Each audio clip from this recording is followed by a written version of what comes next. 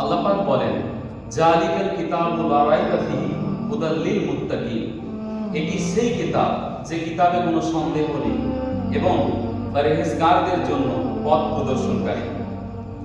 এই কোরআন তেলাওয়াত প্রসঙ্গে আল্লাহ রাসূল সাল্লাল্লাহু আলাইহি ওয়াসাল্লাম বলেছেন যে তোমরা কোরআন তেলাওয়াত করো, তোমরা কোরআন পড়ো, কারণ এই কোরআন তোমাদের কিয়ামতের দিন সুপারিশ করবে।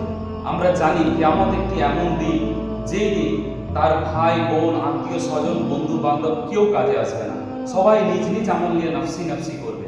ঠিক সেই সময় ওই তেলাওয়াতকারী সুপারিশ করবে আল্লাহর কাছে সেই কোরআন। তাই এই কোরআন তেলাওয়াতের উদ্দেশ্য অনেক বড়, গুরুত্ব অনেক বড়। তাই নবী করিম সাল্লাল্লাহু আলাইহি ওয়াসাল্লাম উম্মতের উদ্দেশ্যে বলেছেন তোমরা কোরআন তেলাওয়াত করো। তাই আমরা এই হাদিস থেকে এটি শিখলাম যে আমরা বেশি বেশি করে এই কোরআন তেলাওয়াত করব এবং আমার শ্রোতা বন্ধুদের বলবো যে আপনারাও একাকিত্বে এই কোরআনের তেলাওয়াত করুন, কারণ এর গুরুত্ব, এর মহত্ব অনেক।